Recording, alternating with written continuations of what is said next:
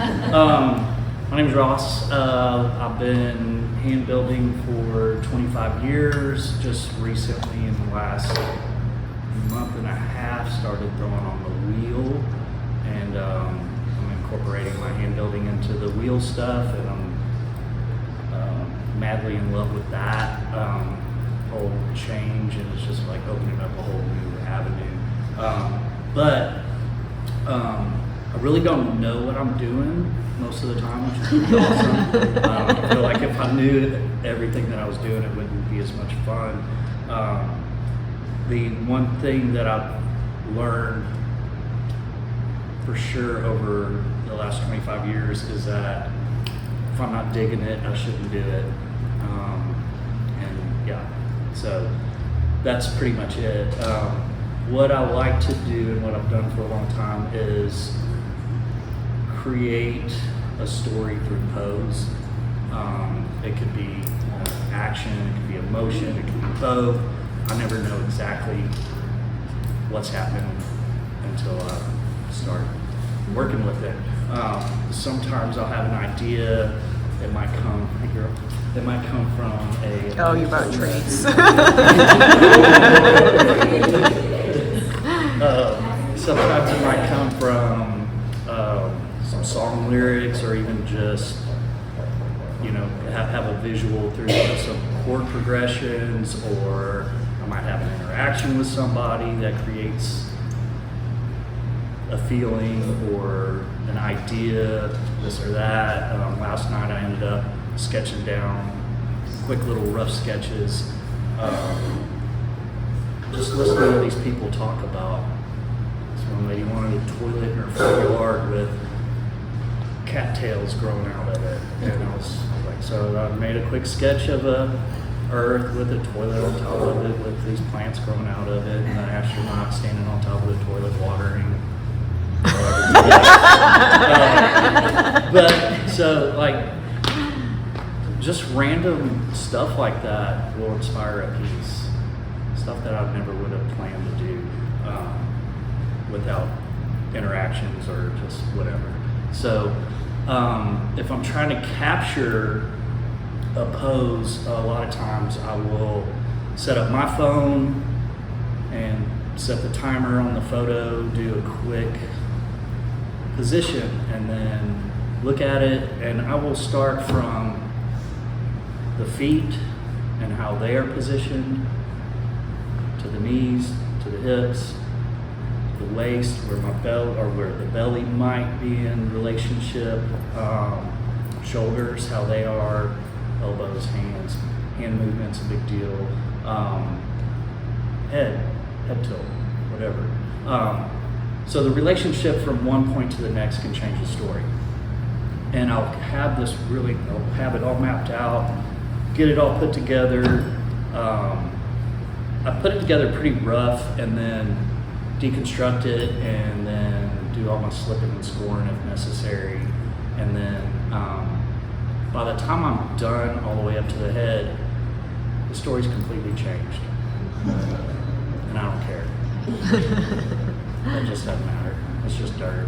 And so if it bothers me, then I'll do a second one, and then again, not capture the original, but capture some sort of idea that somebody's gonna see something in it, see some sort of expression without a face.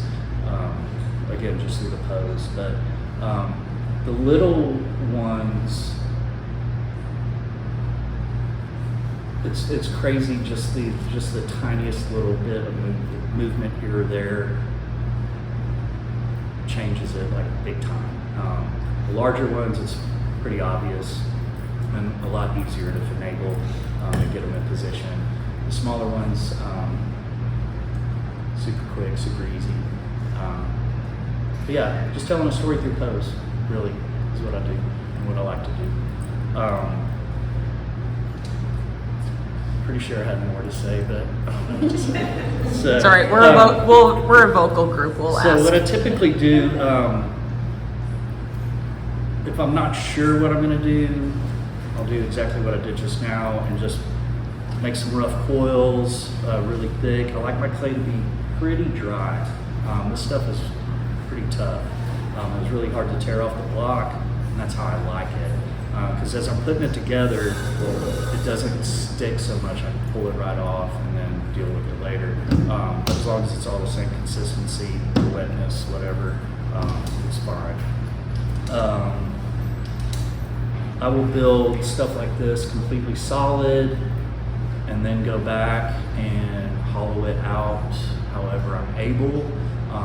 Sometimes it comes down to even the simplest, most easy cheat I've ever learned. My first class, they're like, you can't make anything thicker than your thumb. And I know that's BS, because you can. You can make a 50-pound solid block of whatever, and as long as you fire it appropriately, which will take months, I'm sure. But outside of a class setting, you can do whatever you want. You can break every rule, and I tend to do that. If I've got something like this and I'm not able to get to it, to hollow it, I might sneak in and go bink. So it went from that thick to that thick, just with a little poke. So finding pokes, good luck finding them in these big guys. I'll put them in areas that you don't really notice. Nobody cares. They just make wonderful door stoppers or anchors, even. If you've got a boat, they could come in handy. Yeah, I don't care how thick it is. It's whatever. It works. So for this one, I have no idea what I'm going to do. So does anybody have an idea? What? Dogs. You work with dogs all the time. Not anymore. Not anymore. I quit. No? 29 years, I quit. Yeah, no more. No more veterinary stuff. It was a cool job though. Yeah. Nothing to retire off of. What about the toilet with the cattails and the? Yeah, I could totally do that. Let's do that. Because that was so much fun to hear her talk about the issues that she's going to have with the HOA and blah, blah, blah. I was just sitting there, making little sketches while they're talking. It was awesome. So yeah, I'll do that. Forbidden corn dogs. Do what? Forbidden corn dogs. Coming out of the toilet. Yeah, I like that. Okay, here we go. So in that, I'm going to do one of the smaller guys or gals. It's really hard to tell what sex they are. So I think when it comes down to it, they're all dirt and don't have a gender.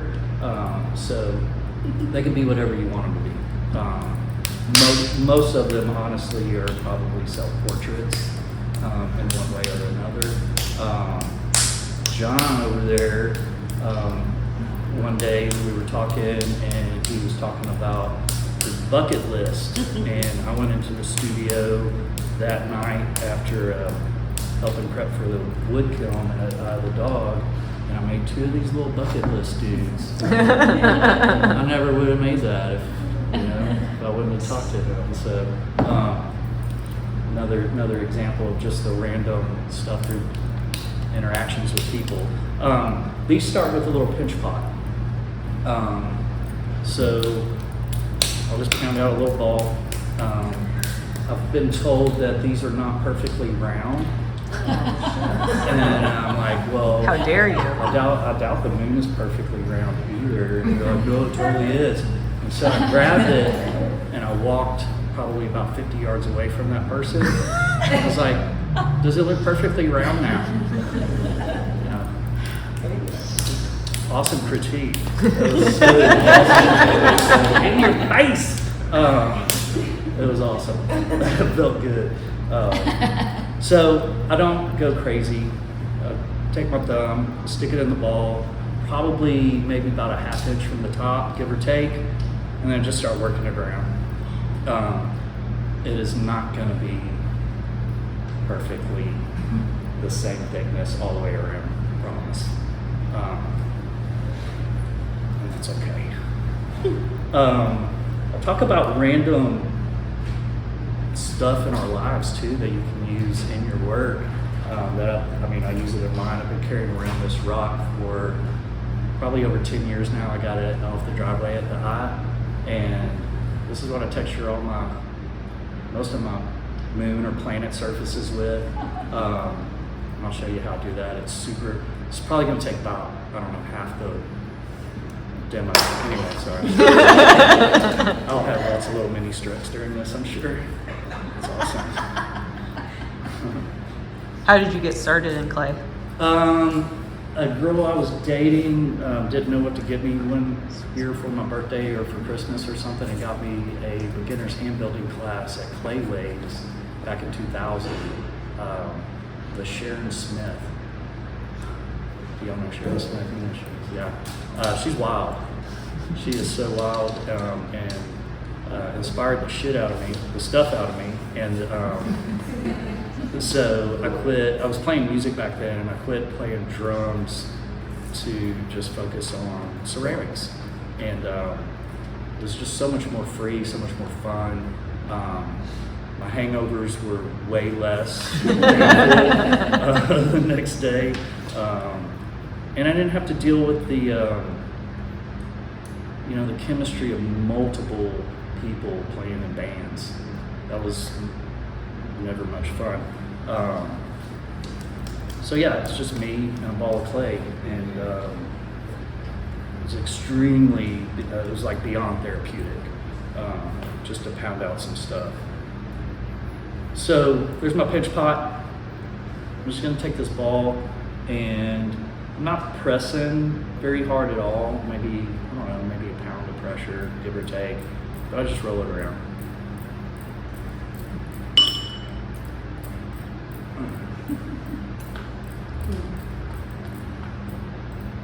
Have you ever misplaced the rock? Huh? Have you ever misplaced it? I was like an otter on crack freaking out. It was my rock. Rebecca rock. And I've tried other rocks, and they just don't do it. I did come back from Kauai, I think probably November, sometime in November. I went to Kauai, and I came back with this, what I thought was a petrified nut, but it's not. It's called a kupui nut. Yeah. It totally feels like it's petrified.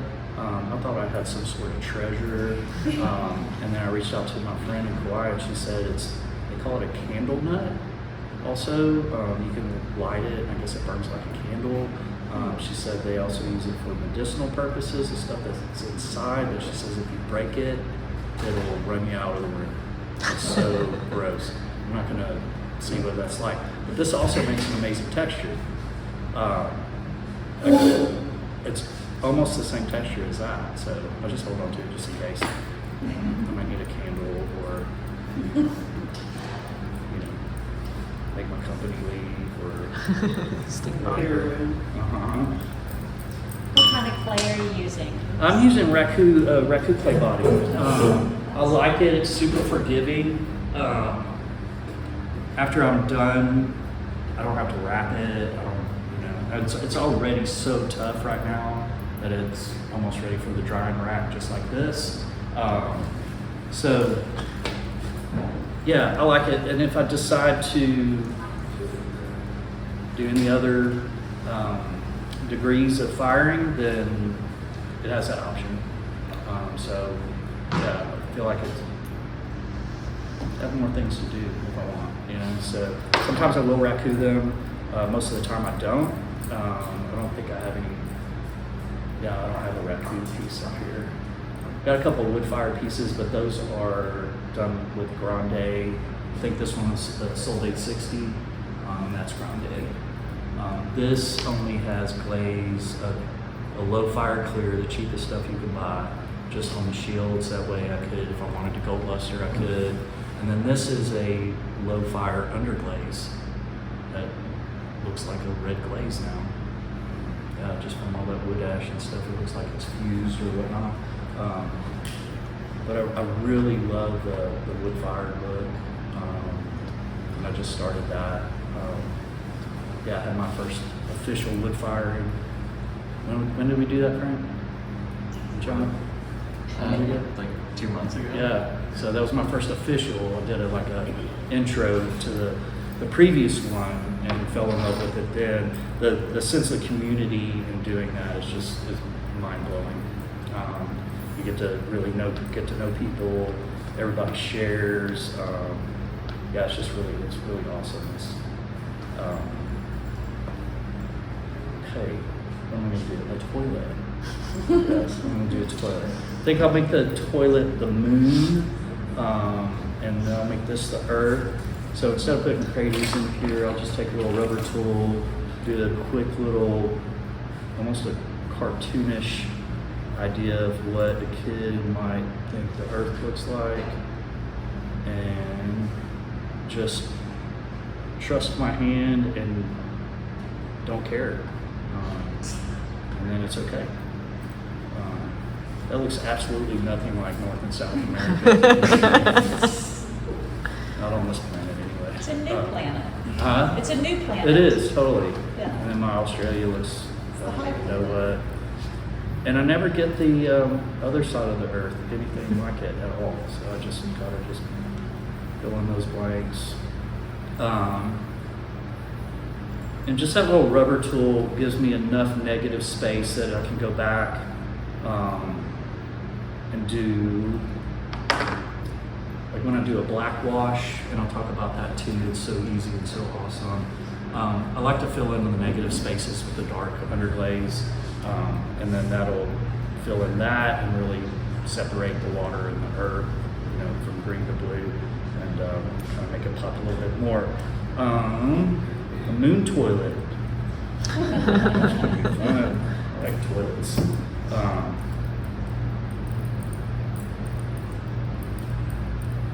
Basic form. That's what I'm working towards now. Like, how can I get just the most basic idea of a toilet? Speaking of basics, that doesn't look anything like a hand at all. There's nothing about it except maybe that making a thumb separates this patty part, whatever. But everybody sees a hand.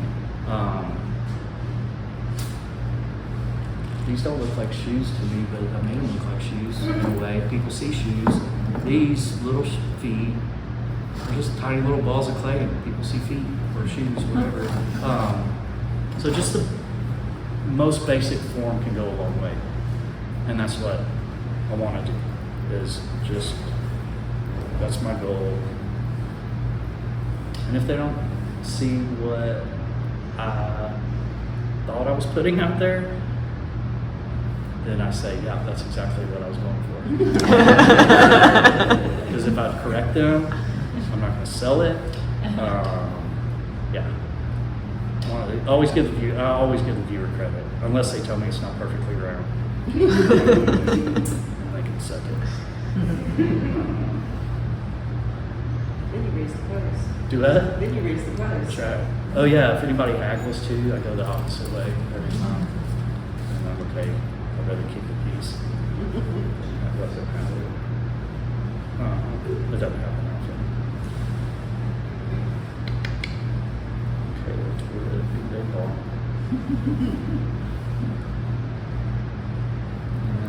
One of the Japanese ones. Do that? One of the Japanese ones that didn't look that. It is now. Yeah. The toilet tank, the astronaut standing on something.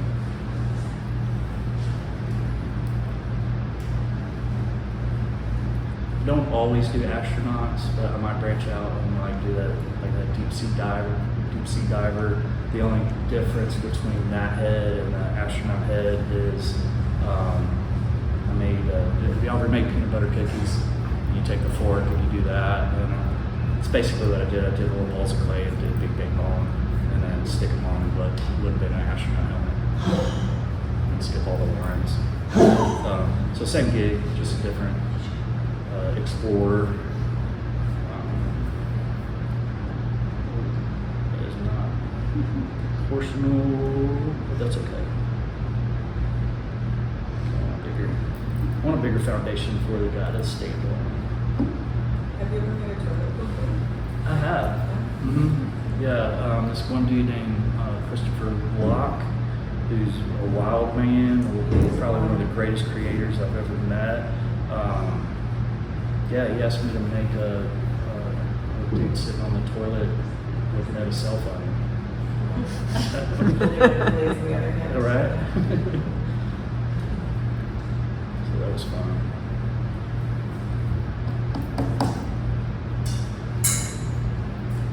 Yeah, I had one at Texas Ren Fest a couple years back. And they kept pushing me to make incense burners. And I was like, okay. So I did a toilet, had all these cracks coming around, and you put a little cone incense, and all the smoke's just pouring out of the toilet. Astronauts pooping. That was pretty fun. Or I'd have an astronaut with his butt up in the air and the smoke's just pouring out of his butt. Don't ask me to make it in instant burner.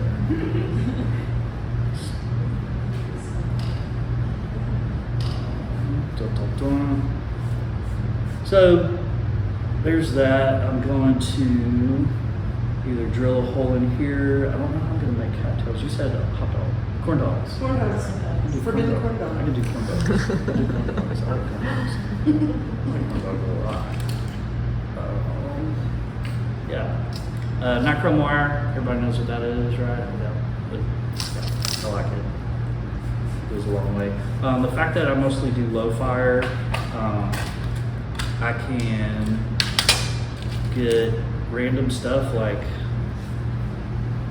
springs that were in the trash or crappy little nails. When I worked in the vet field, I worked next to orthopedic surgeons, and they would always throw away their surgical steel, like bone pins. This drill bit that they threw away probably helped fix, I don't know, 100 different dogs' knees, before it doled out. So it's a bone drill bit. I will use this a lot for texture. I won't throw this away or fire it. But these little crappy nails and these surgical bone pins, these fire fantastically. They lose their shine and all that kind of stuff, which is fine. Sometimes they melt out, and you really have to look to see if they've melted out or not. I don't care. I'll put it out there anyway. So I'll texture this also with my little rock. What do you fire to, Ross? 05. Yeah, pretty much straight forward. I'll this to that.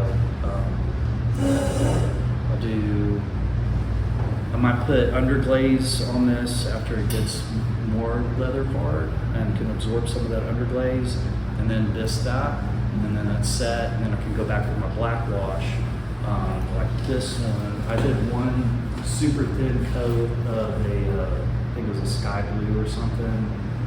Did a bisque, then after that was done, slopped a bunch of diluted black velvet underglaze all over it to fill in all the negative space, and the blue stain when I wiped off all the black. So, and the black obviously did all the negative space.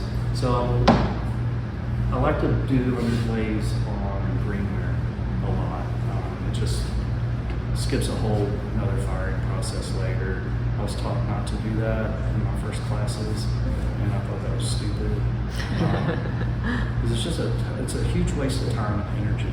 A lot of energy is wasted, through the kilns and the wear and tear, the money, the electricity, the environment, blah blah blah. So basically, I'm saving the world by process or something.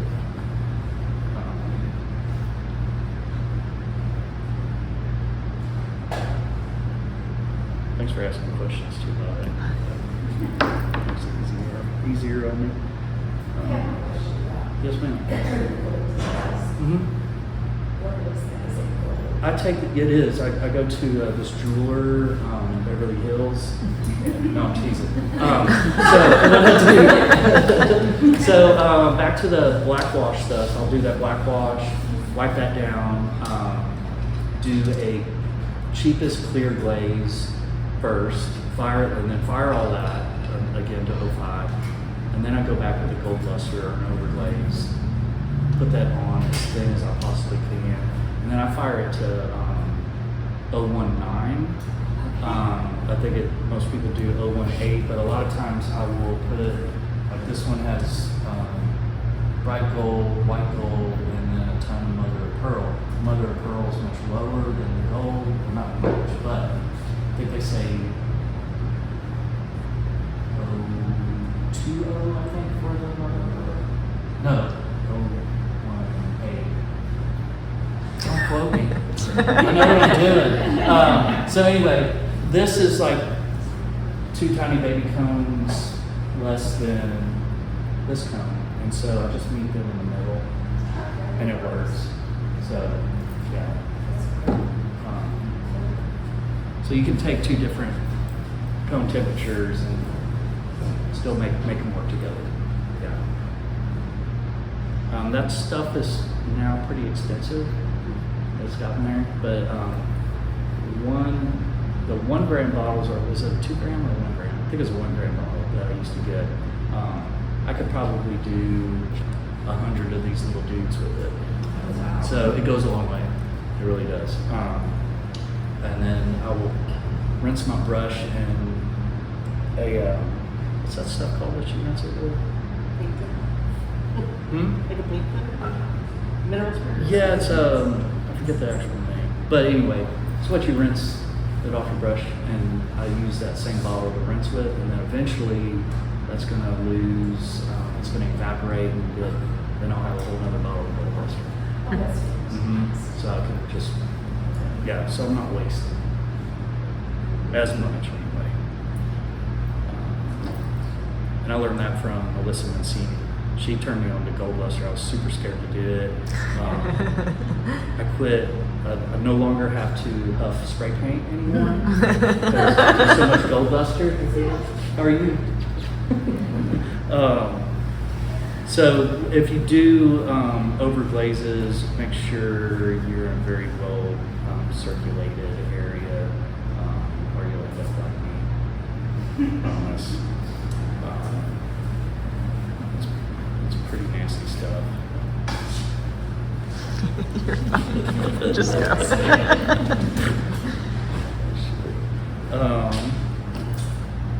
Okay, hot dogs.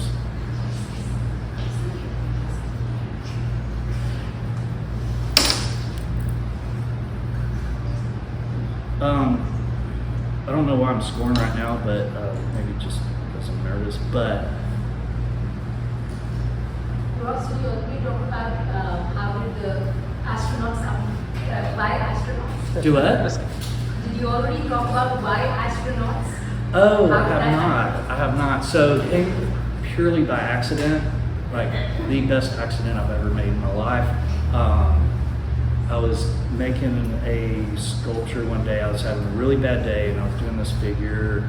It was sitting on the edge, kind of hanging down. I made it up to the shoulders and had to take a break. And I was like, man, I don't know how to make a face.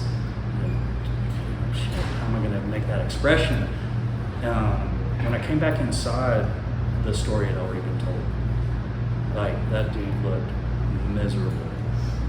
And I had made one astronaut as a joke probably a couple of years before that. I had an old cast iron crucifix that I made a press mold of.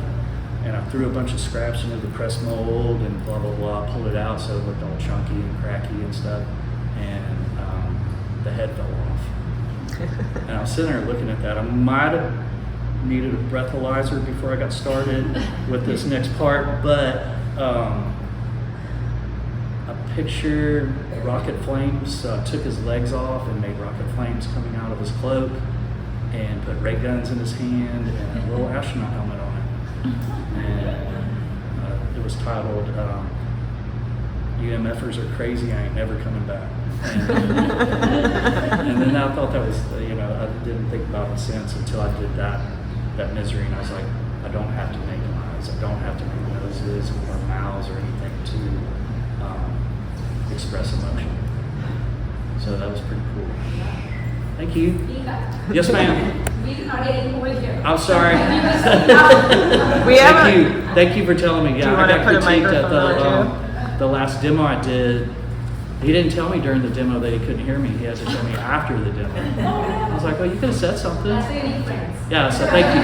Yeah, my nerves tend to clam up my apple here, so yeah, thank you.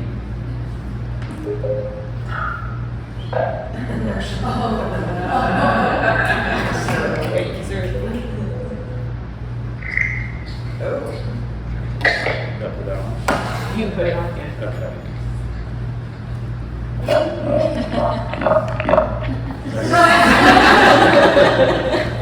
That's awesome. Okay, is that better? A little bit? You're a little bit robotic, but it's Okay, yeah. Can you repeat that again?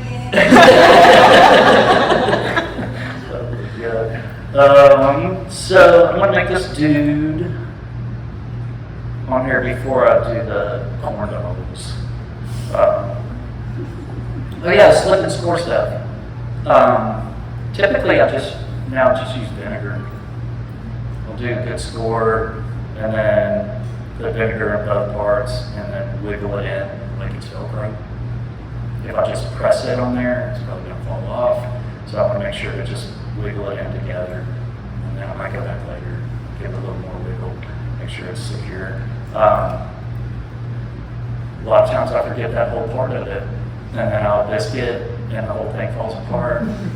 I buy stock in super glue. There's so much glue throughout these guys. You'll never know where it's at.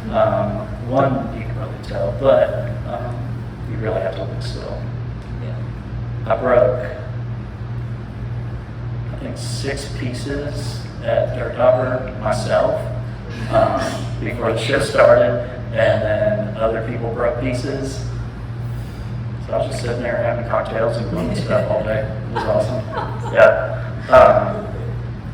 So to make my little dude, I'm going to start with kind of figuring out how he's going to stand on there. So this is where I might get up. If I'm going to stand on the back of the toilet.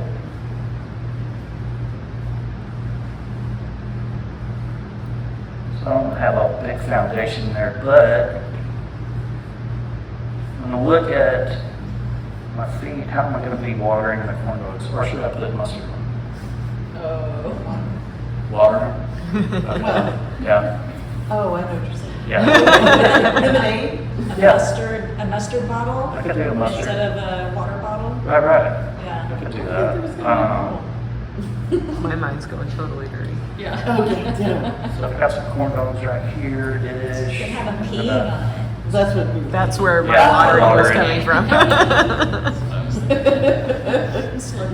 So here, like, automatically this foot went out, this leg became straight, this one has a little bend to it, and that foot is going that way.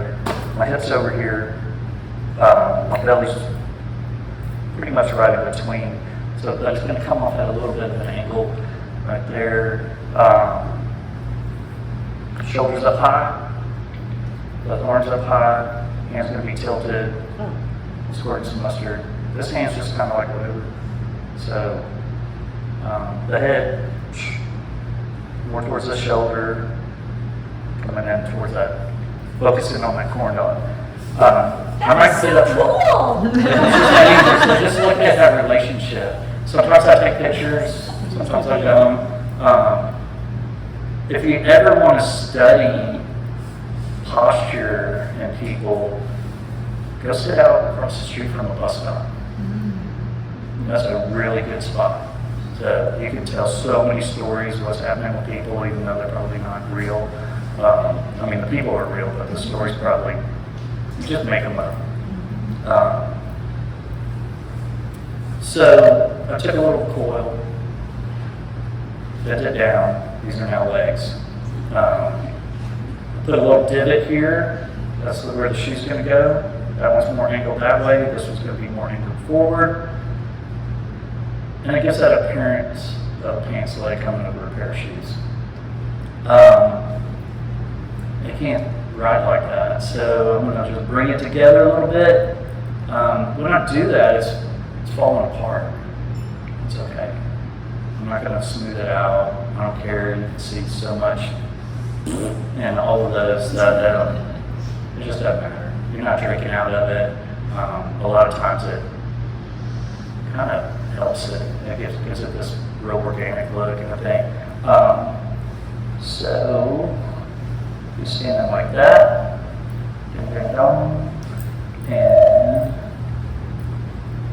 for the shoes, some of my most finest work right here. Basically make a lima bean and go in that center part and just pull it apart. This one's bigger than this one. I'm not going to worry about it. This pinky is smaller than this one.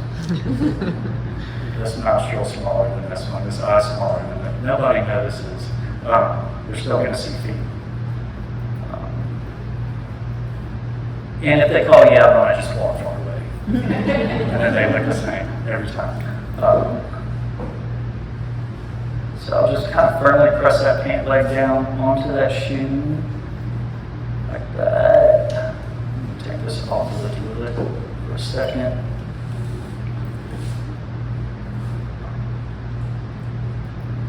Probably about, 70+% of the time, when I'm working on something, it falls off and hits the ground. And I just pick it up and put it back on. And it'll have even more stuff happening. So, and that's okay. It's just dirt. It's kind of got that idea of that foot position. I like that they're kind of hanging off that tank too a little bit. Gives it a little bit more. There's more stuff happening. So for the belly and chest, this torso, I make a little pear shape. And it's rough. There's cracks all through it. There's like where folded it. You can see everything. You'll see them in those two. I think that's going to be his belly right there. So I might go just take my thumb and make a little divot there. Give me a little spot to rest. And then my belly went that way. So I'm going to make my belly go that way. Come behind it and start kind of pushing it forward a little bit because the weight distribution is going to make it fail. Yes, ma'am. Would you mind turning your toolbox?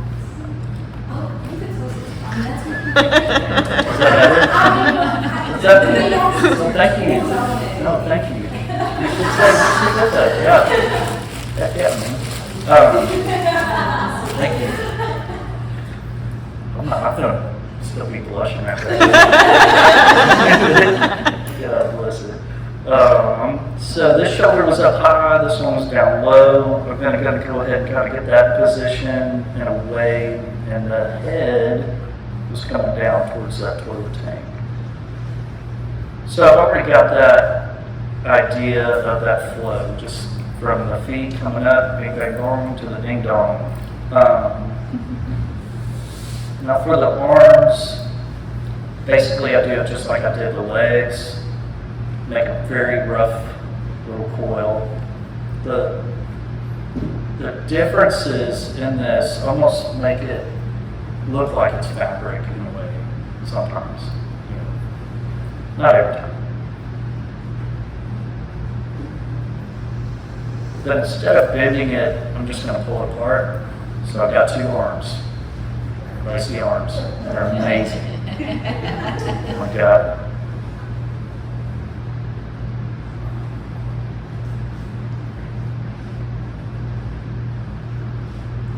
this is gonna be the hand. I literally just went, took my thumb, put my index finger on the other side and did tiny little pinches all the way around. And that'll be a hand. This hand's gonna be bigger than this one. Okay. I'm gonna start with the low one first because it's safer for me not to knock off yet.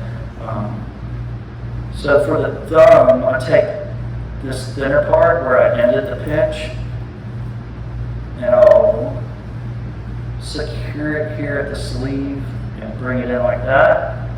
And then for the hand, I just grab it and pinch. That's pretty jumped up. I will fix that a little bit. I'll come in here and create more of the thumb, and then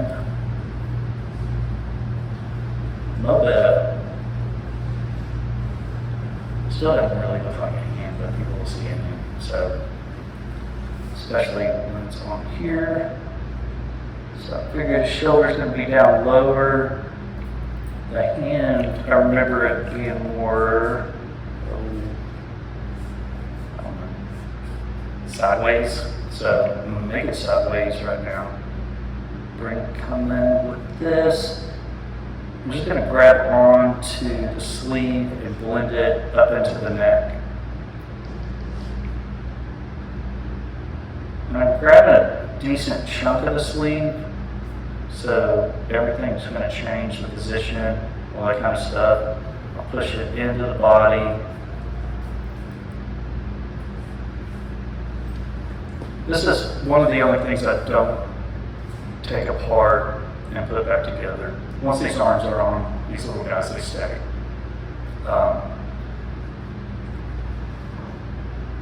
Okay. Let's go on along with this leg, so I'm going to make sure it's there. Belly still positioned that way. I'm going to make a thumb over here and pinch for the hand. But as I'm doing this, I know he's going to be holding something, so I'm going to give it a little bit more so I can end up kind of wrapping it onto a mushroom bubble. Never made one of those. Different shapes you can't get wrong. Yeah. So, like one of those old plastic ones at Dairy Queen, probably.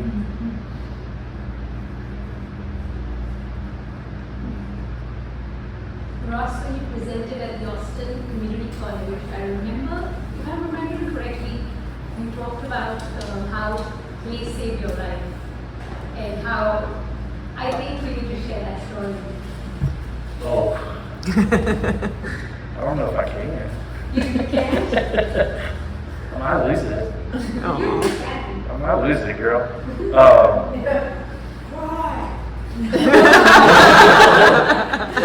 It's recently done it again.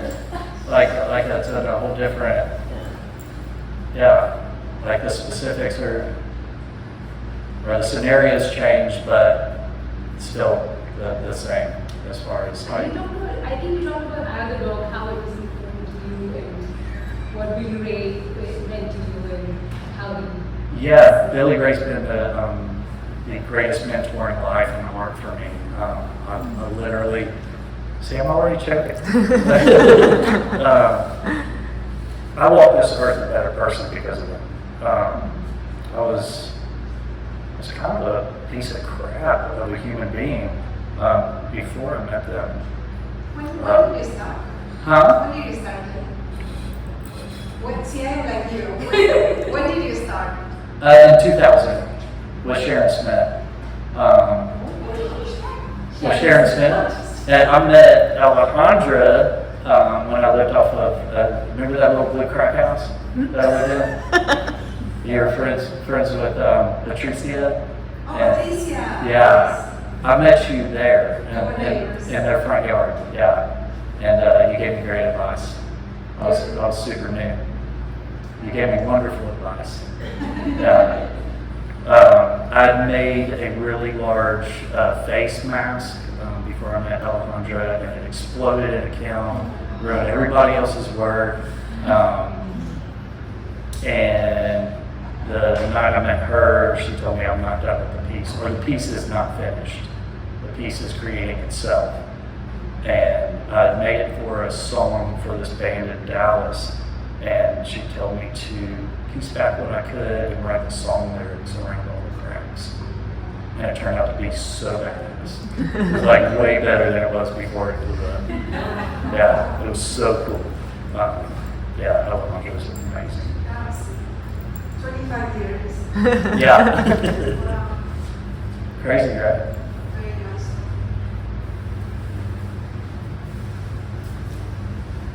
Ross said you were a full-time artist. Do you have to? Yeah, I just quit. I quit the veterinary field after 29 years of doing it, and moved out and I had the dog on January 1st. Started my move there, and now I'm just making my buys full time. Still don't have a hustle yet or anything. I don't know if I want one. Yeah, just kind of taking it as it comes, you know. I don't ever want to feel like I have to make something to eat, you know, but I still need to eat. Sir? You gotta pay for that truck. No, it's not paid for. I traded in my Bronco, and it was pretty cheap after that. But yeah, I sold, recently went through a divorce and got some proceeds from my house in Lago Vista. And so I got a nice little nest egg that I can take my time and kind of, you know, figure stuff out. And I could be around better people that do this sort of gig to, you know, give me great advice. Yeah, all the time. Keep your sanity. Fudge. Almost did. Or we'll all just be insane together. It's not. Yeah, it's a different kind of insane. Yeah. I don't know, I'm scoring. But mustard bottle.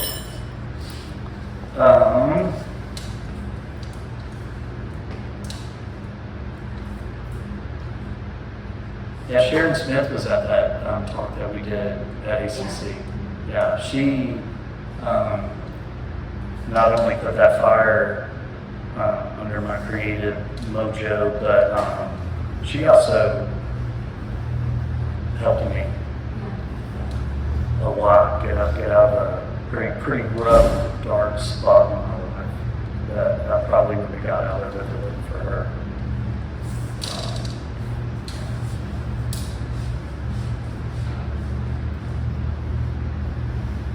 You corn mustard? Yeah. Yeah.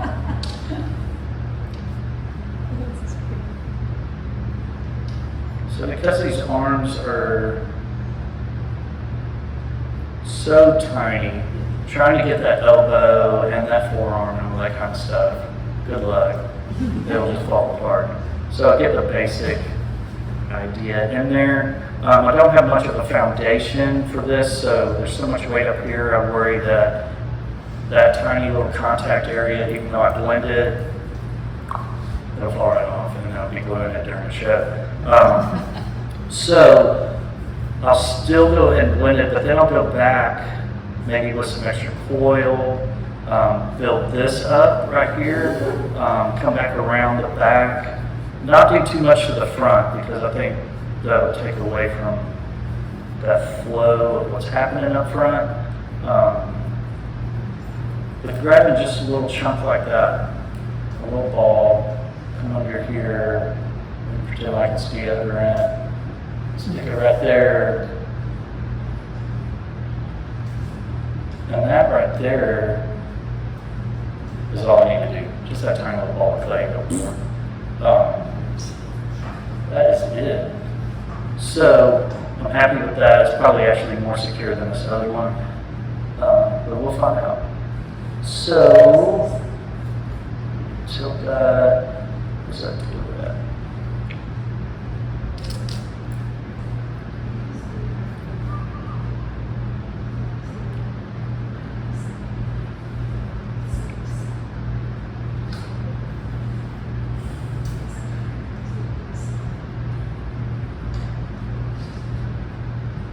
Probably some of my most profound work right now. So poetic. Yeah.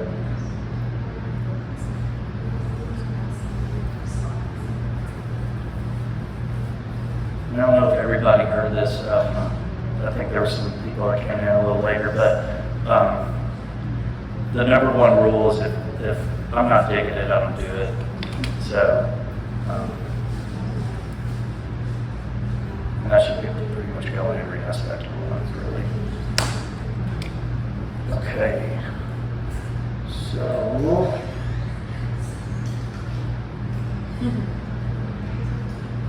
is it pouring? Pouring.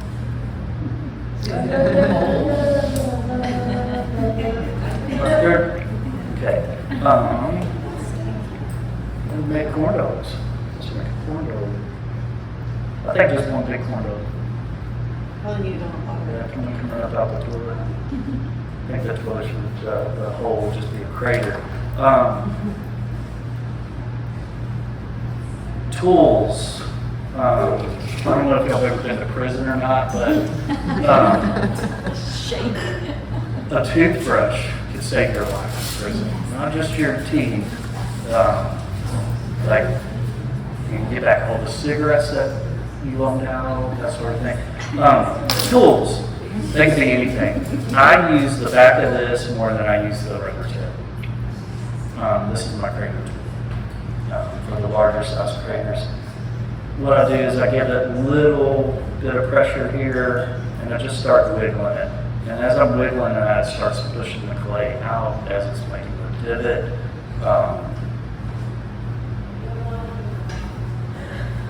So it's going to be a pretty good sized crater. I'll go ahead and do.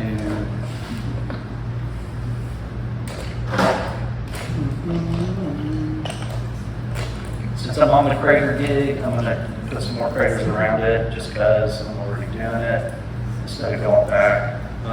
If I secure this and then go to do craters, I'm going to end up making it come apart.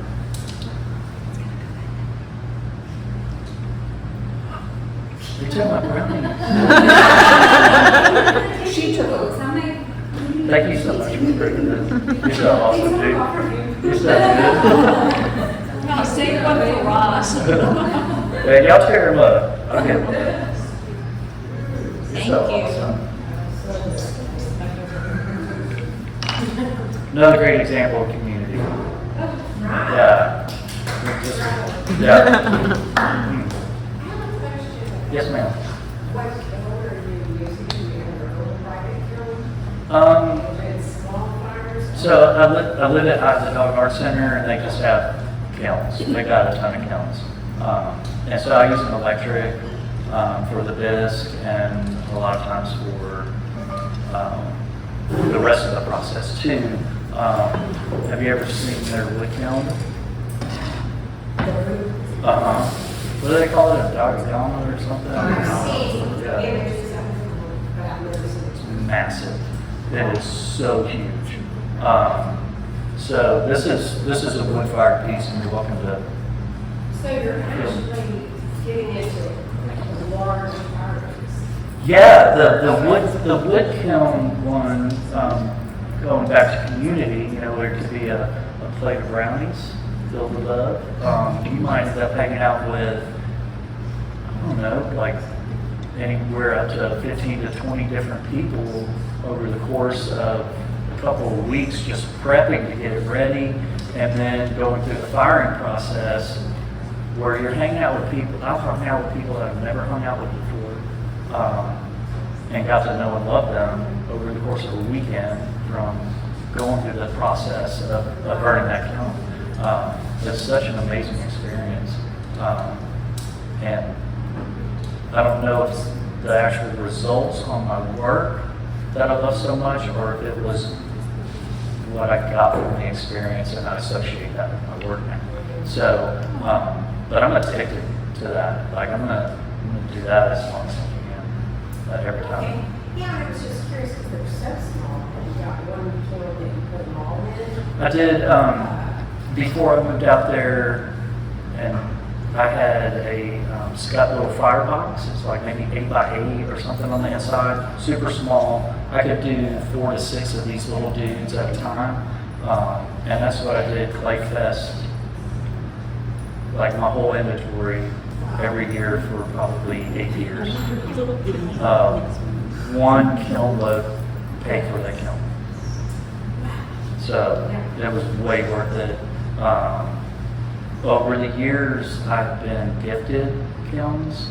I just got rid of a scud that was probably, I don't know, 2 tiers, you know, maybe this tall, really amazing casters. Have been used 10 times. And it's probably, I don't know, $2,500, $2,800 kiln. Just give it to me. I didn't need it. I passed it on. I could have sold it, but that would have been just bad juju. And so, yeah, I probably have received, over the last 20-some years, I've received probably upwards of 15 counts from people. Yeah, just because they knew I needed one or Because you're a cool guy. something. People like you. But yeah, it's weird, but awesome. So, but yeah, it's important to get that. So I would pass it on to people. This lady, the same lady that gave me that kiln also gave me this really, I think it was a Brent. It had a full wraparound shelf, and then had an upper shelf as well. It was so rad. I looked it up, that was like a $3,200 wheel. I didn't throw. It sat in my house for a year, thinking I was going to throw. And then one of my I did rehabilitation on dogs, and one of my clients, I turned her on to ceramics because I do a lot of shameless self-promoting. So like all my clients knew when I had shows, and they were very supportive. But she talked about taking a pottery class. I said, take a pottery class. If you dig it, I'm pretty sure I know where you can get a wheel. And so she did it, fell in love with it. And so I went over to her house and taught her family what I'm doing now, and had that wheel in the back of my Bronco. And I said, okay, everybody come out, help me get this thing out. And so we pulled it out, and she got a brand new wheel for nothing. So yeah, just because. So That's awesome. yeah. I think that flow is super important. You know, so if I would have sold it, I would have not had anything after. You know, I had some groceries or whatever. But then I wouldn't have that feeling. Look at the abundance you have there. Yeah, It all, right? it just keeps happening. It never stops. Yeah, it's really beautiful. All the way to brownies. Yeah, it just keeps coming. It keeps coming. Corn dog. We ever had veggie corn dogs? Yeah.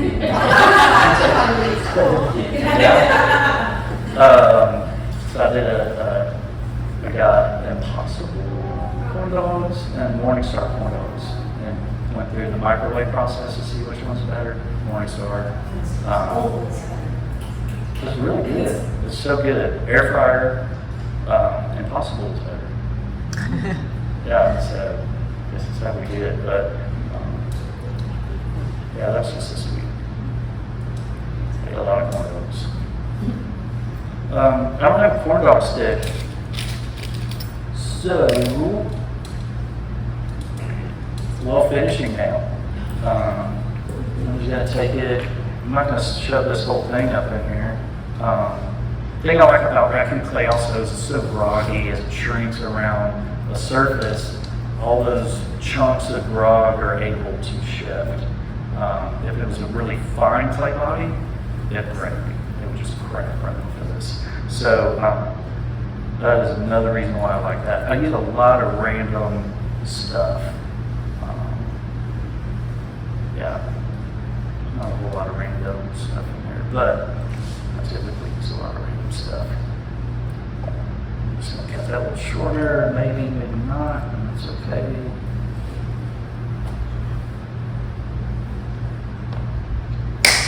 So,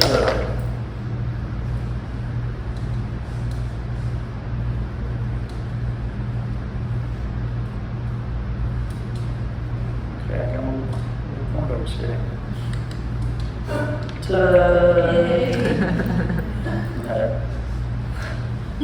Way easier to make it more celery, I'm sure, as whatever she was talking Cattails about. are basically, they look like corn on Right. stem going up to the top. They don't taste good.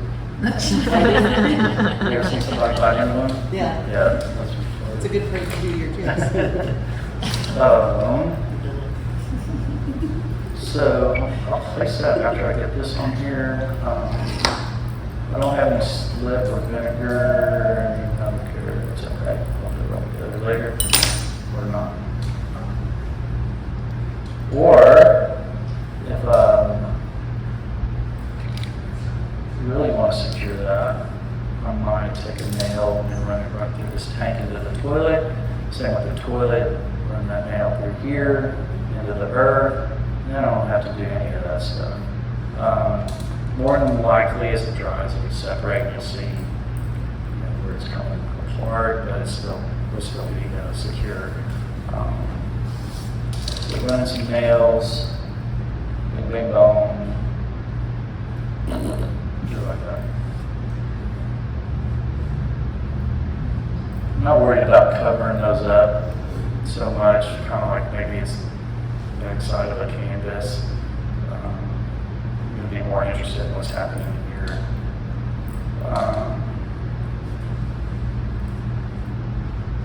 Okay. So he's pouring again. Look at that. I don't know why I do this, but I'm still going to do it. This little collar thing, I think it's kind of almost like a pinstripe on a car. It just gives it a little separation of what's happening. I don't know why I did it. Yeah. If you look at a real astronaut helmet, nothing about that. Looks like a real astronaut helmet. It has a ball with like some lines in it. And I'll show you how to do those lines here in a minute. So I just take a little coil to get a visual separation there.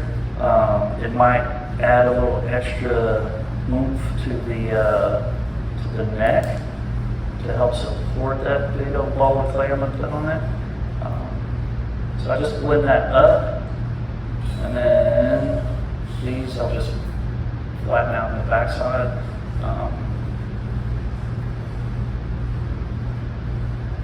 It's a long leg. That tank is getting trashed. That's okay. We can take this off. Okay, just building right here right now.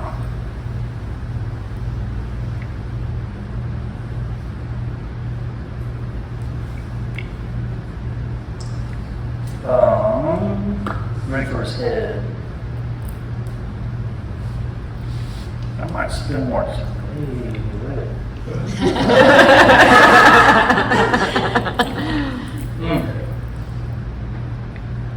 Damn, those are good.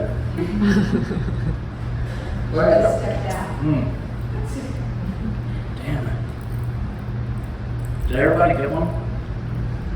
Yeah, they're good. Woo! That'd make a rough ball. This one, if I've got a lot of separation, I'll make that the bottom of that. It's just that easy. I might do that real quick just to start figuring out where that shield's going to be.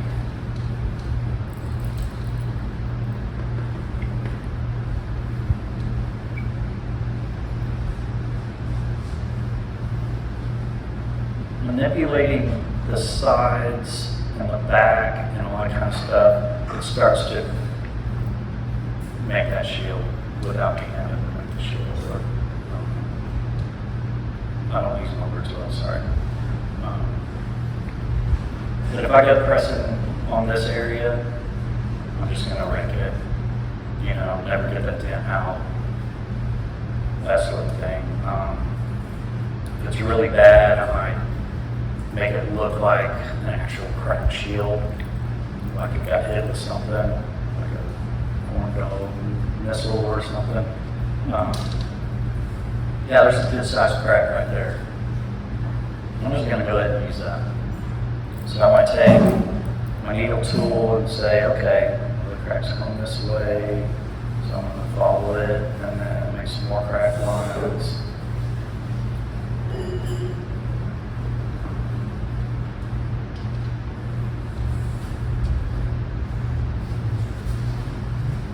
Almost like the way you would maybe draw a dead tree branch, really.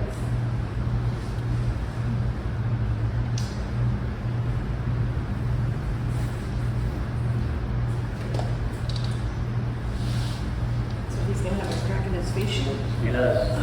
Yeah, there was one already, so I just used it. Yeah. I didn't plan on it, and that's okay. I will map out the shield part first, and I'll just kind of look at it. It's a one and done. Just trust your hand when you're making lines. However, don't give it a whole lot of thought. This is going to be totally off from one side to side. It might look symmetrical, but if you really look, like this side's much longer than this side. But you didn't see that, I just pointed it out. They're all like that, just like my pinkies. And so, just trust your hand. And that is, once I learned to just trust my hand, Gary Rocket Skull Henderson would just pound that lesson into me. Because I was put too much into something like this, and it's so silly. You know? So I feel like it might just go like that, shazam. And then on the other side, I'll look right there, come over here. Look how lopsided that is too. There's so much, there's so much more over here. And you'll see that in every one of these as well. Come around the bottom part.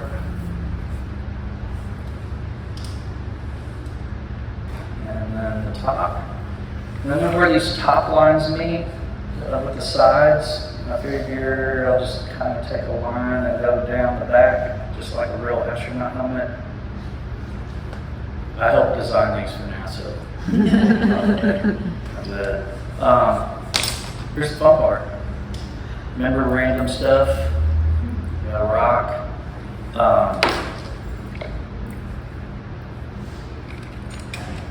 It's a Sharpie pen cap. That's in most every one of these. I just take it and press it, and that gives it also a lot like the that pinstripe on a car. Gives it that visual separation. Makes it look more like a helmet. There's nothing symmetrical about this at all. Once I put it on here, you're going to see a head.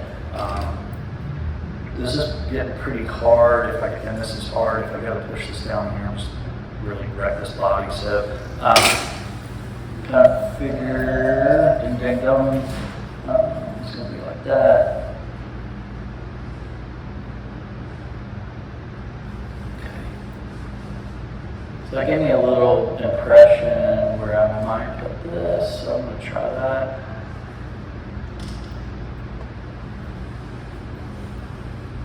Keeping that tip in one spot and basically rotating it around to fit that cone of the neck.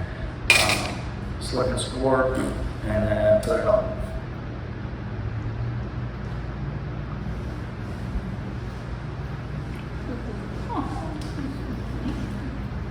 It's so cute. Just so silly.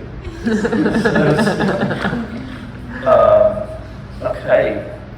So, I'm going to fix this tank because I squashed that pretty good. So for the bigger Yes, ma'am. ones, you'll hollow out the head, the torso, like all of the parts, or? So, yeah, you can look at this one here. Let me turn this off. I made this piece only because I had this marble. This is the only reason why I made that piece. So you can look at this. I went up through here. This is still pretty heavy. The legs, or I mean the arms. See that pinhole? So that's solid with the hole. So I didn't drill it. The legs, I did go through here all the way. And luckily I still didn't come out the side of his leg. Still made it, you can feel it hit the ground. But yeah, just a little. So You this, don't this kill is pretty yourself, solid. like you don't overthink it, you just, No. whatever you can. Yeah, it's just dirt. You can feel how heavy it is if you want. You can pick it up, you're not gonna hurt it. I promise. This one is like pretty damn heavy. But yeah, you're welcome to feel it. I recommend it. Yeah, it's not a coffee cup or a plate. And then Yeah. do you purposefully slow dry it, like do you put it in a, Not at all. No. Once I'm done with this, it literally, yeah, I didn't even wrap these guys. Yeah. and is I'm that not- the raku clay that is Mhm. more resilient than another? It is, from what I've experienced, yeah. But to hollow those out and to be able to work with them without them falling apart, the larger ones, I probably let them sit there on my table for probably 6 hours, give or take, depending on, there's so many factors. There's humidity, there's temperature, blah, blah, blah. And so, you know, I'll probably check on it every couple hours to see if I can, to see if it's strong enough for me to handle. Sometimes I do need to pick them up. But the backpack, so this guy's back looks a lot like that. You know, I go in and I dig it out. The backpack is aesthetics and covers up that big asshole. Yeah. So I never did backpacks until one of my mentors told me. Backpack. And I was like, oh yeah, we'll do backpacks. So they all get backpacks. I mean, even the scuba divers have a little backpack for a scuba tank. But I don't hollow any of these out. These are, you know, after the pinch pot, everything you see here is rock solid. So this guy too, he'll have a backpack. But how long does it take for your figures to dry? Depending on like, I know if you get a. Yeah, on average, I'll probably be disking it in a week. You know, if I'm worried about it, I might do a pre-soak. You know, like whatever the pre-soak is, like 180 or something like that. I know it's below boiling, so it's the moisture that I worry about blowing out the piece. All my pieces have air in them. I don't wedge any of my clay. As I'm making these coils, I'm packing air pockets into them. Air is how big? Yeah, it's not that big. So I've never had a piece. I don't know if anybody honestly ever had a piece blow up because of an air bubble. I don't know. I've always known it to be moisture trying to escape. So back when I lived outside the art center, I would just stick everything in my oven in the kitchen. That 180. Yeah. Do you do that too? Yeah. Yeah. It's awesome. That's great. It's so So easy. you're just consistently making first tomorrow or 4 Uh-huh. hours. Yeah, it's quick. It's so perfect. And then I'll burp it and see if I'm getting fog. And once I quit getting fog on my glasses, then I'm good to go. So, How long do you have it in the oven? I'm sorry. How long do you have it in the oven? Roughly 3 hours, maybe 6, but then also they might stay in when I turn the oven off, they might stay in there until the morning, so they're still taking all that time to cool down. Right. There's still all that heat in the oven, so as far as the oven being on, maybe 3 hours. Yeah.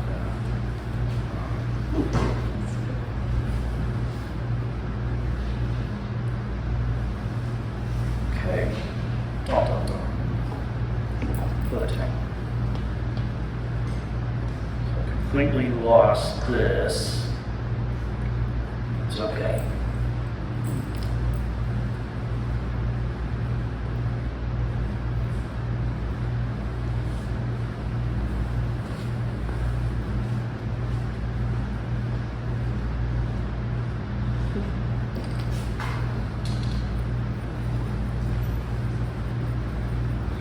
just gonna put some rough scores where the feet might go.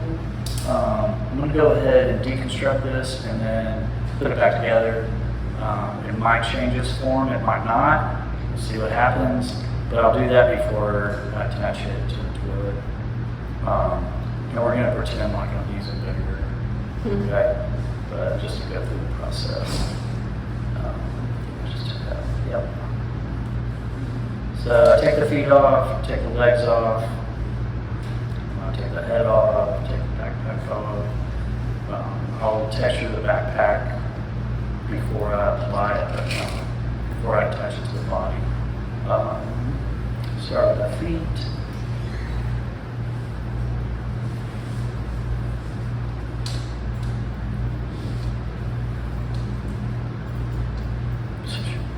Vinegar, there it is.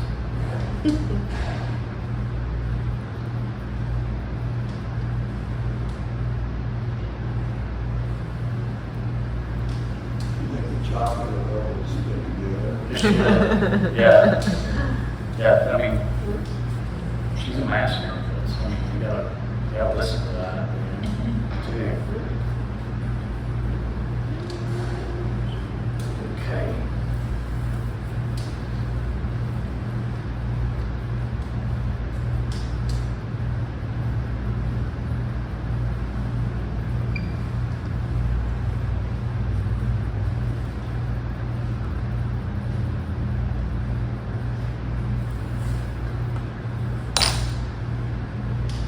Do you still have the first one that you did? Yeah, the only one that I've kept for my personal collection is that deep sea diver. So which one? The deep sea diver. Oh, okay, Yeah. I'm good about it selling them. It's a good one. My ex had a collection that she left when she left the house. And I filled my big last dirt number and sold it all. Mama said she bought, her husband bought her one for her anniversary. Yeah. And then she heard the story. She's like, I feel so bad. Oh, no. Which I was like, no, it's perfect. Oh, that's beautiful. Yeah. Happiness. Yeah, totally. No problem, man.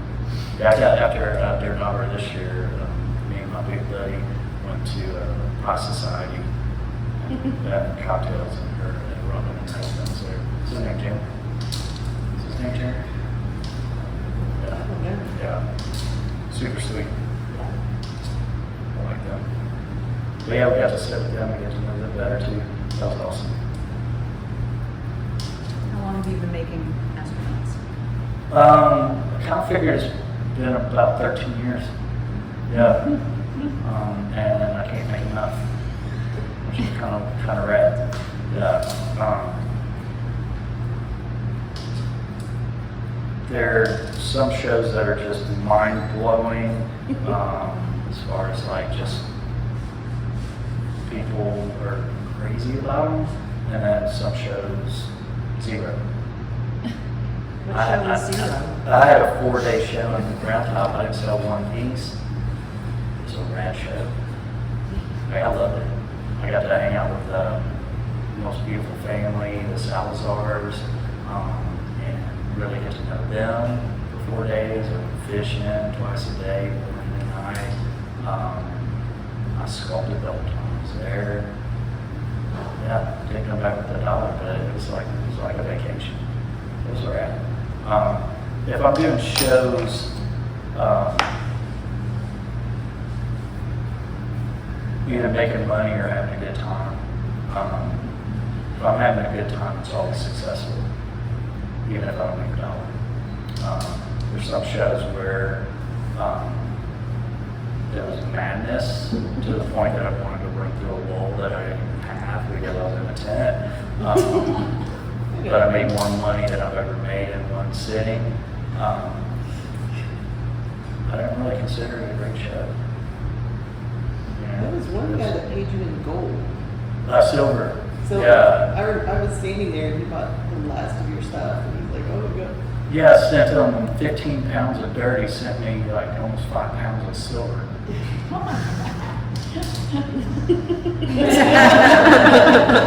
And it's your bracelets. And then he commissioned me to make watch stands for his Rolexes. Wow. Paid me in pure silver.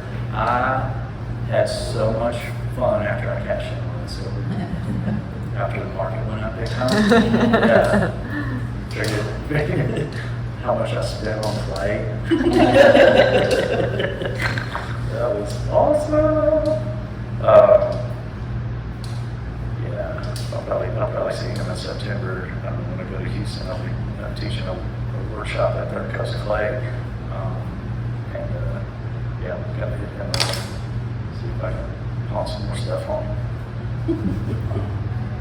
Yeah, that's a killer deal. Dirt for precious metal, man. That's the best deal ever. Yeah, I think he did that because I wouldn't take a credit card or Yeah, any you're electronic. taking cash It was only. cash only. Yeah. And his wife wanted stuff. Yeah, he ended up going with 5. Yeah, because she couldn't get them the years before, and so he got one for every year she couldn't get them. Oh my gosh. Yeah. He's sweet. Sweet dude. There were people mad because he bought the last of everything you had. Yeah, every year I have to make more.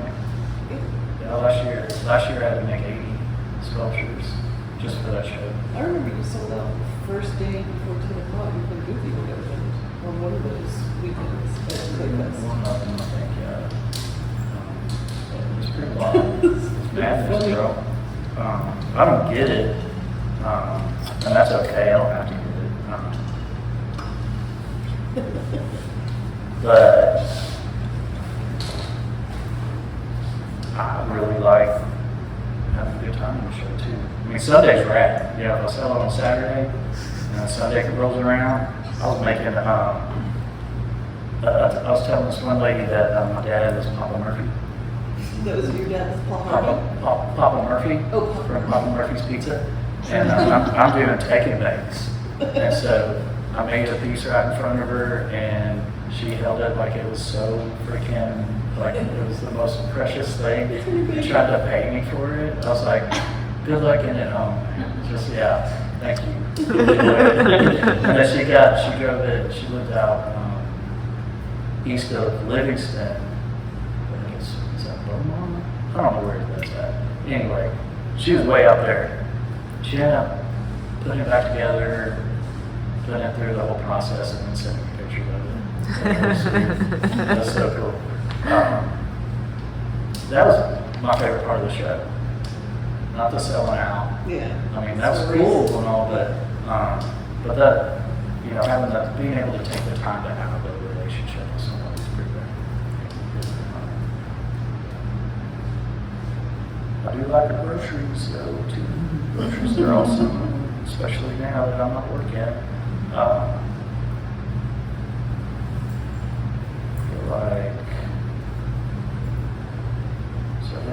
So this is where I start looking at relations with everything else that's happening.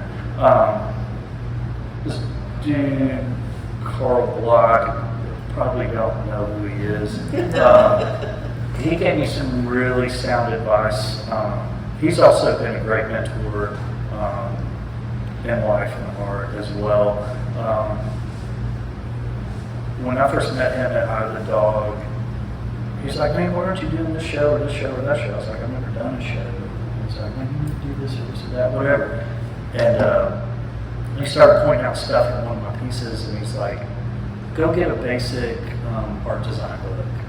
Don't read it, just look at all the pictures over and over and over again, and start looking at the relationships of this to that, and having a visual flow of things. And man, that made a big difference. And so that's why I'm being so politic and profound with this corn dog right now. Because I want to know what's going to be happening. Like, he's got the head tilt, mustard, whatever. How does a corn dog need to get it? Do I want it like that, or kind of want this stick down, honestly.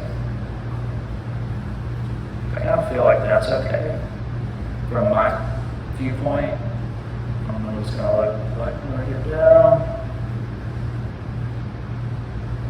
I don't know. I think that'll work. It's just a bunch of dirt, right? Doesn't matter. It's okay. I've given more thought into this damn corn dog than the rest of this piece. It's awesome. I just enjoy having a bunch of corn dogs sticking there out of the toilet. I think just one's good. I think I'll just do one. You know, I could say less is more. We went from cattails to corn dogs. Right. Well, you could. Yeah, thanks for the corn dog out here. It's awesome, man. Here's your new book, cattails to corn dogs. I think I'm gonna run an extra nail. This is gonna be super weak right here, even if I stuck and score it, even if I ran coils around it, all that kind of stuff. This is gonna be, for me, the weakest point. There's gonna be so much weight up here. It's off balance. So nails, even if I did slick and score it and do coils, I would still do nails. I can cover up those nail heads with this feet. I'm not kidding. Yeah. See? I'm not fixing nothing. You won't even know it. That's awesome. 'Cause you don't have to.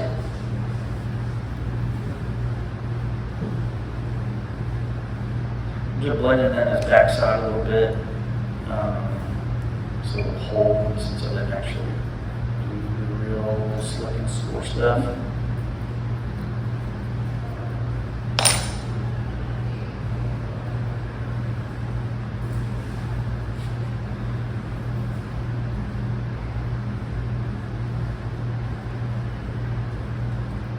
Oh yeah, doing it back here pretty good. I can see it, I promise. Oh yeah, I should probably know how to do that.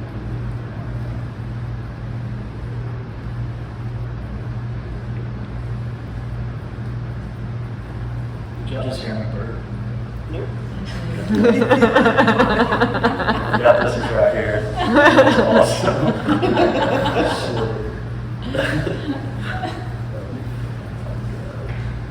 Okay.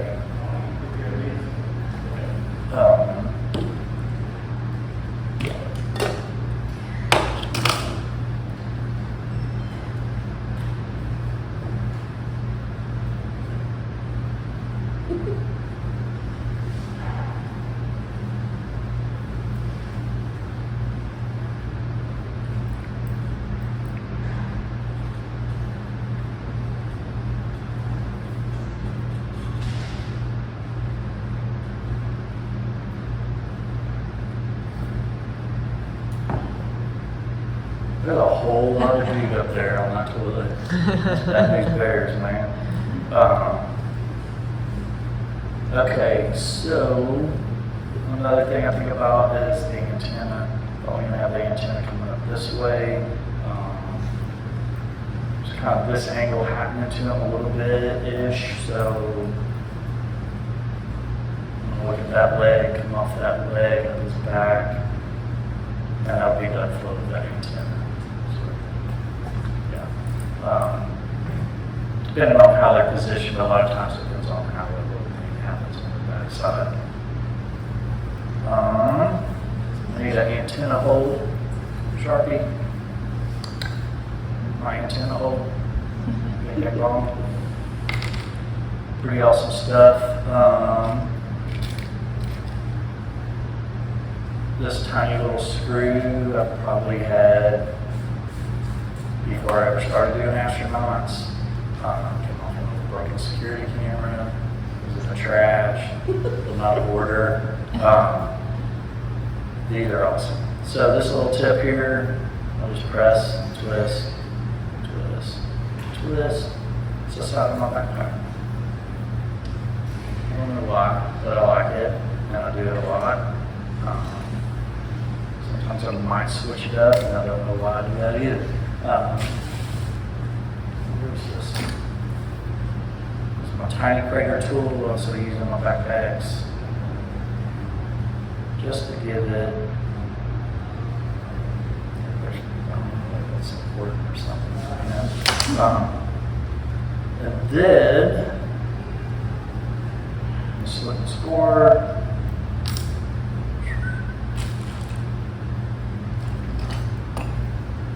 I did find the most awesome scoring tool. Ralph Sheldon hooked me up with this one. Y'all see these little tridents? Love it. These are freaking rad, man. Yeah. It's like $2.50 or something. That's money I've ever spent on a tool. Make a sacred line. Anyway. Yeah, I don't know why she stopped that habit.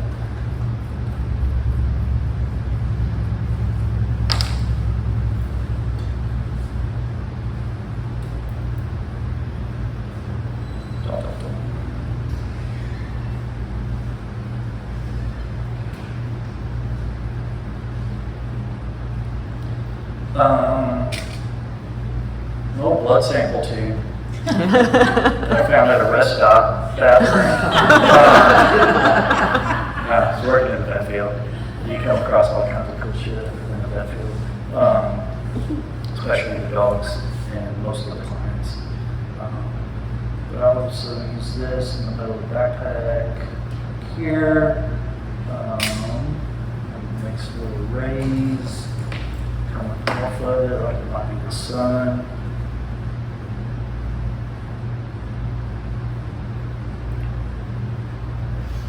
Good day.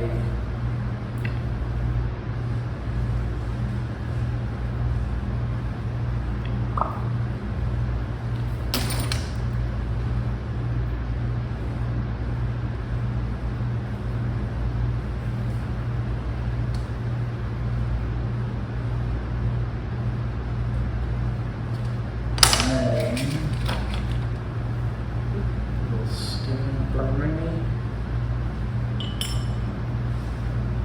Antenna. I can use a nail, I can use just a tiny little scrap piece of wire.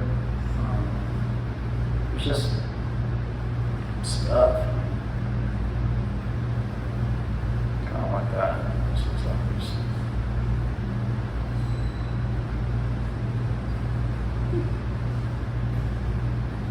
So the direction is coming off of that, like I talked about, but then the rest of it, of course, is doing its own thing. Now the corn dog, yeah, like that. So, It is zero gravity, right? So Ma'am? It is zero gravity, so it's what always is this? That's what I'm talking about. So I'm gonna figure out where this goes. Okay.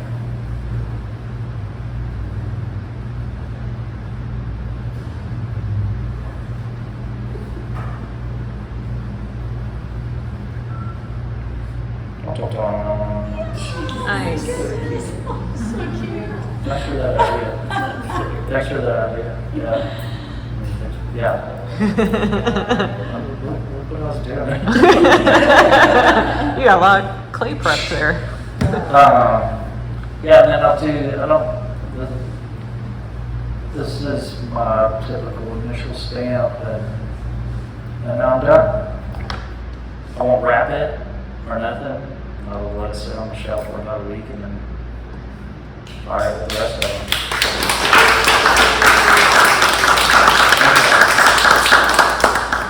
What, I sort of know this already, but what does OMBC stand for? It stands for One Man Bastard Circus. I narrowed it down because it wouldn't fit if I wrote it all, but I did just stick with ONBC. Years ago, after my dad passed, I took a few months off of work, and this dude, you know Emma Martinez? Mm-hmm. Yeah, wild man. He tried to get me connected with big artists, little artists, and so I was talking back and forth with this person, and she kept saying, "Yeah, we can't find anybody to fit your schedule." I was like, "I don't have a schedule. I'm not working." And she never told me it was because of my studio name. And Edmo told me, because he, I think he was a junior high school girl at that time, so he wanted to tell me rumors and stuff. But yeah, I called that lady back. I was like, you're chicken shit, man. All you had to do is say it's my studio name. I would gladly like strip that completely from my world to help a kid out. And you're a jackass. So that was my last dealings there. So now it's just ONBC. That's it. But it came from a song. There's I think his name's Will Johnson. There's a song called Rerun.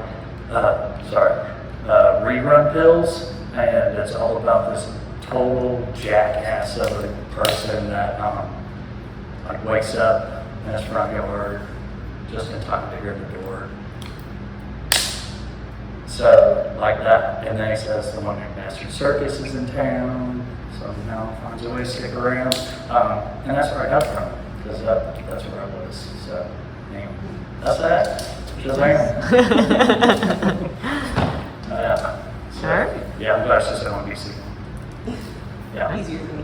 It is totally. I was gonna call the tongue syndrome. The sign stuff. Yeah. But yeah, feel free to pick stuff up and feel it. You know, I always think that's important, especially like it shows if somebody's looking at stuff and not touching it. If they're not touching it, they're rather interested. I think it's really important to feel the work and feel like I think you can pick up on mojo, not be a sound all hippie like or nothing, anything I'm a sensitive redneck, but just to kind of get an idea of what goes into it, and that might help, or it might make you go, no way in hell am I going to do anything with that, you know, so it might help with decisions later, I don't know, but I'm all about grabbing stuff and feeling it. I want to know how that feeling of what goes into the piece. Yeah. Any questions? Awesome. Yeah.